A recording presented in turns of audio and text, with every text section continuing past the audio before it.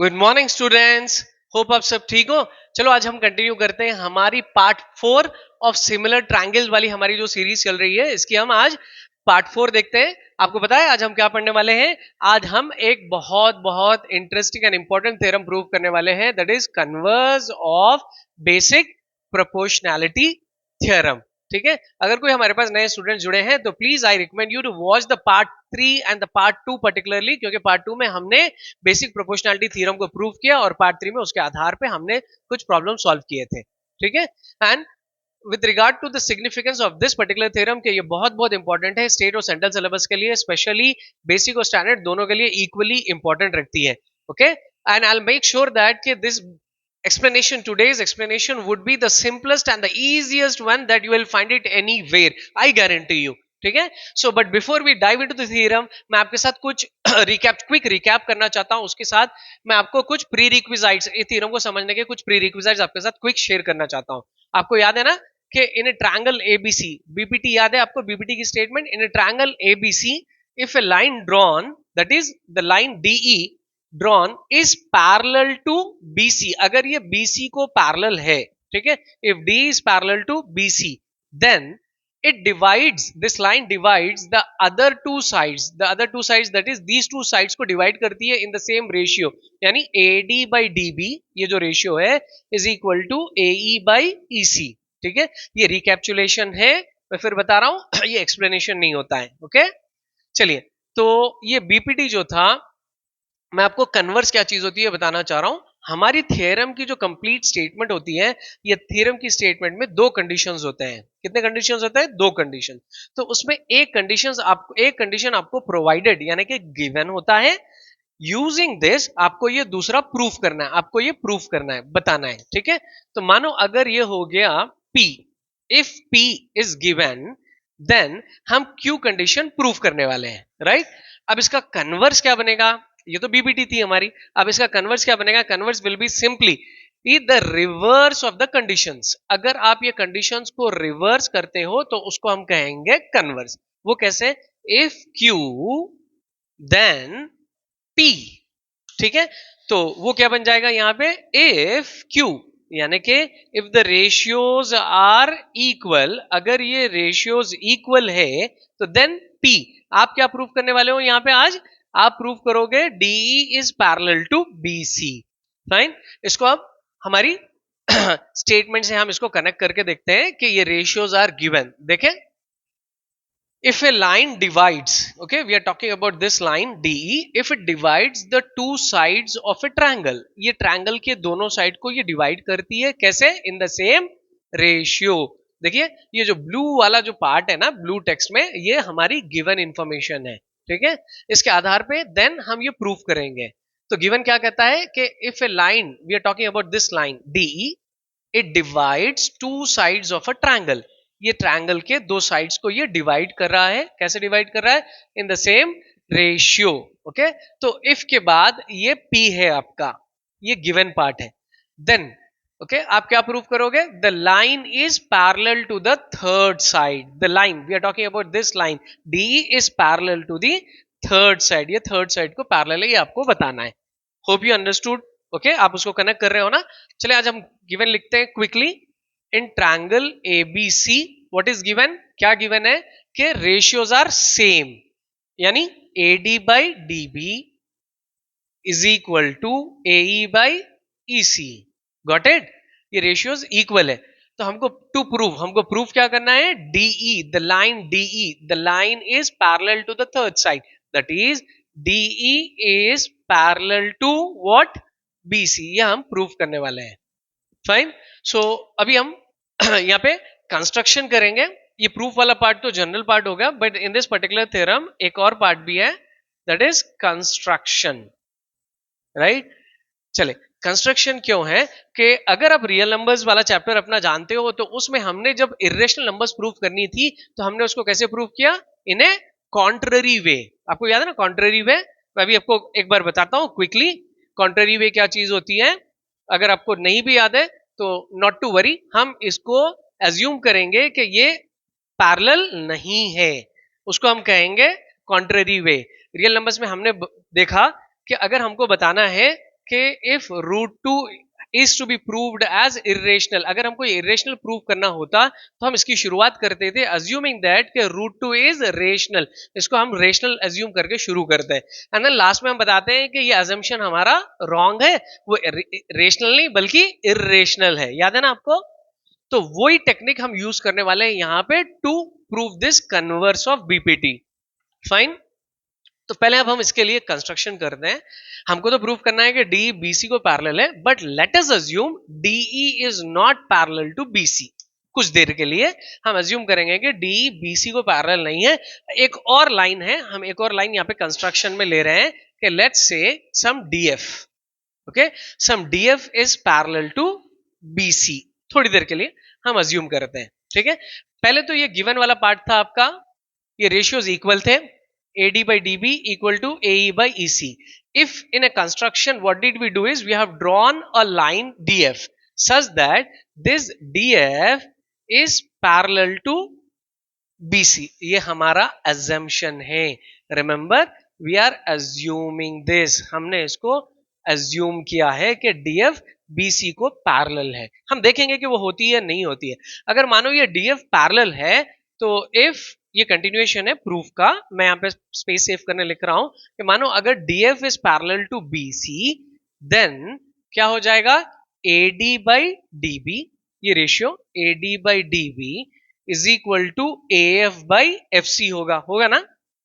Please इसको समझो, इससे अभी मत देखो, हम एज्यूम कर रहे हैं कि ये पैरेलल है। ऐसे तो ये पैरेलल बिल्कुल नहीं है, ओके, बाय मियर अपीयरेंस हम कह सकते हैं कि पैरेलल नहीं है, बट समझोगे पैरेलल है। तो अगर वो पैरेलल है तो बीपीटी के हिसाब से क्या हो जाएगा, और अब यहाँ पे रीजन स्पेसिफाई करो कि ये क्यों हो रहा है, because of basic proportionality theorem. If we assume DF is parallel to BC, तो बीपीटी के हिसाब से ये AD by DB equal to AF by FC हो जाएगा ना।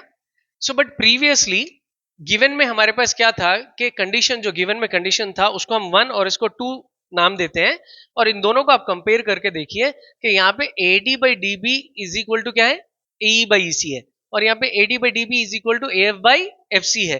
तो indirectly I mean transitive property अगर आप यूज करते हैं, आप सबको ट्रांजिटिव प्रॉपर्टी पता है, ट्रांजिटिव प्रॉपर्टी ये कहती है कि if A is equal to B, अगर A B को इक्वल है और B C को इक्वल हो on some rule, okay, on the basis of some rule, अगर A B को इक्वल है और B C को इक्वल है, then A is also equal to C, A C को इक्वल होता है। ये ट्रांजिटिव प्रॉपर्टी कही जाती है। ये ट्रांजिटिव प्रॉपर्टी को हम यहाँ पे यूज करेंगे, ठीक है। यानी कि if this ratio is equal to AE by EC and the same ratio AD by DB is also equal to AF by FC, तो we will write from 1 and 2 we can say that AE by EC is equal to AF by FC, okay। अभी बस कुछ steps we are going to complete our theorem, हमारा proof complete होता है। मैं ये part को लेके यहाँ पे थोड़ा सा सिंप्लीफिकेशन करता हूं। What was it, AE by EC is equal to AF by FC, okay. एक काम करते हैं, let us adding 1 number 1 on both sides. ये कोई स्टैंडर्ड फॉर्म नहीं होता है, आप उसको पूरा लिख लें। हम 1 ऐड कर रहे हैं दोनों साइड पे, आपको पता लगेगा कि हमने 1 क्यों ऐड किया, you'll understand it very soon।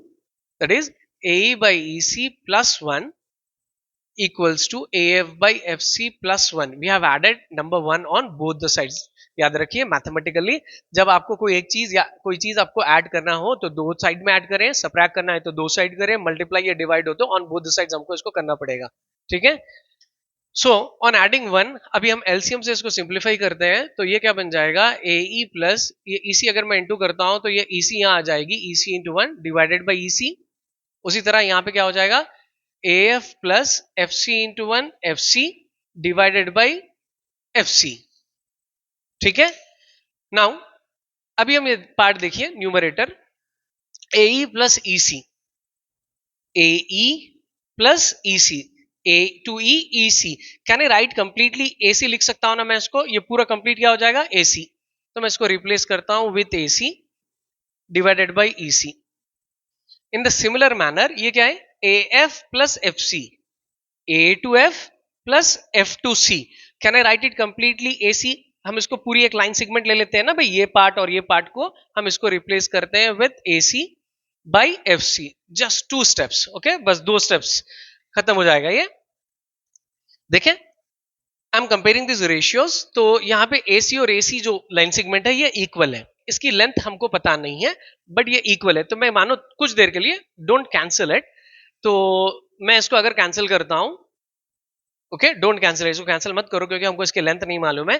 AC एक लाइन सेगमेंट है, हम यहाँ पे ये देख रहे हैं कि दोनों न्यूमरेटर सेम है। मानो अगर ये कोई 10 सेंटीमीटर है, ये 10 सेंटीमीटर है, तो मैथमेटिकली ये कैंसिल हो जाएगा, right. So then what are we left with is 1 by EC equal to 1 by FC। ठीक है, अभी मैं इसका इन्वर्टेंडो लेता हूं। आपको इन्वर्टेंडो पता है, इन्वर्टेंडो यानी रेसिप्रोकल्स, हम इसके रेसिप्रोकल्स करते हैं, तो ये बन जाएगा EC by 1 equal to FC by 1। Fine, invertendo यानी taking reciprocals on both side, just as I said when we add a number on both side, so we have to take reciprocal similarly. अगर हम reciprocal लेना चाह रहे हैं तो दोनों side लेना पड़ेगा। तो टेकिंग रेसिप्रोकल ये बन गया EC बाई 1 और FC बाई 1। ओके, बाई 1 हम कंसिडर नहीं करते हैं, करते नहीं करते। तो अब ये पॉइंट पे देखो, EC is equal to FC, right. यहां जाइए, EC, E to C, okay, according to this equation, ये इक्वेशन के हिसाब से EC is equal to FC, okay. FC को इक्वल है, ये FC को आप बताइए इक्वल है? ये EC और FC इक्वल है? नहीं है। ओके, इट्स मियर, ये दिख रहा है कि नहीं है, बट हम ऐसे ऐसे नहीं कह सकते कि वी कैन से दैट, कि we can look at it and say कि ये नहीं होता, ऐसे नहीं होता है। आपको इसको लिखना पड़ेगा कि ये इक्वल कब हो सकता, कि if they are on the same points. अगर मानो E भी अगर यही होता, यहीं से E स्टार्ट होता, तो EC and FC are equal, but they are not equal, they are not coincident, they are two distinct points. एक चीज याद रख लीजिए, ये बहुत इंपॉर्टेंट है आपको ज्योमेट्री में, टू डिस्टिंक्ट पॉइंट्स और टू कोइंसिडेंट पॉइंट्स। कौन से? Two distinct points and two coincident points. Fine, what is this thing, कि अगर मानो दो पॉइंट्स एक ही जगह होते, मानो अगर यहां C को मैं एक्सटेंड करता हूं, अदर देन दिस थ्योरम, मैं आपको बस एक्सप्लेन कर रहा हूं। अगर मानो यहां से मैं एक लाइन सेगमेंट फर्दर ड्रॉ करता हूं, right, and let me name it as some, यहां से मेरी जो स्टार्ट हो रही है, मैं इसको C' ले रहा हूं और इसको लेता हूं सम G। ठीक है, अगर मैं बात कर रहा हूं C'G, राइट, सो यहां पे C' भी वहीं पे है और C पॉइंट भी वहीं पे है, राइट। टू डिफरेंट पॉइंट्स नहीं है, ये सेम पॉइंट्स है, but we have named using different letters. तो इसको हम कहेंगे C एंड C' को हम क्या कहेंगे? Two coincident points. दो पॉइंट्स जो सेम प्लेस पे होते हैं उसे कोइंसिडेंट कहते हैं। Whereas यहाँ पे E and F कैसे पॉइंट्स है? E and F are two distinct points, two different points, दो अलग अलग जगह पे है, ये सेम नहीं है, ये कोइंसिडेंट नहीं है। एक तो अगर ये कोइंसिडेंट नहीं है तो EC is not equal to FC। Okay, यहां पे हम लिखते हैं यहां पे कि since E and F are not coincident, okay, अगर ये जैसे कि कोइंसिडेंट पॉइंट्स नहीं है, ये कोइंसिडेंट पॉइंट नहीं है, तो EC is not equal to FC, EC और FC इक्वल नहीं है। तो ये हमारा अजम्पशन, ये ऊपर वाली जो आई इक्वेशन, ये क्या है? गलत है। ठीक है, ये रॉन्ग है। क्यों रॉन्ग है? ये क्या, कहां से स्टार्ट हुआ? Because of our wrong assumption. हमारा अजम्पशन यहाँ गलत था। तो हमारा अजम्पशन क्या गलत था? कि DF is parallel to BC, ये जो है ना, ये रॉन्ग था। तो फिर राइट क्या है? क्या राइट है? कि D is parallel to BC। ठीक है, hence DE is parallel to BC। आगे आपको समझ में? बहुत सिंपल।